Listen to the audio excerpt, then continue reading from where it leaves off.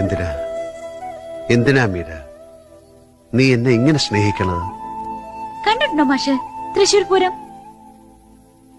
തിടമ്പെടുത്ത് നെറ്റിപ്പട്ടം കെട്ടി പൂരപ്പറമ്പിലെ പഞ്ചാരി മേളം കേട്ട് ചെവിയാട്ട് നിക്കണ തൃപ്രയാർ കേശവനെ കണ്ടിട്ടുണ്ടോ?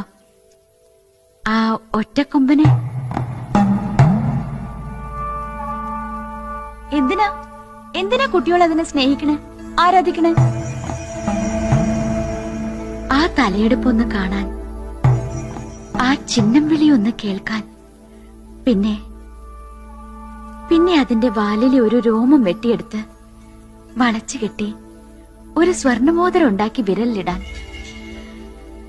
മനസ്സിന്റെ പേടി മാറ്റാൻ, ജന്മത്തിന് മോക്ഷം കിട്ടാൻ. ഇതിലപ്പുറം പറയാനുള്ള വേദാന്തം ഒന്നും ഞാൻ പഠിച്ചിട്ടില്ല എന്റെ മാഷ്.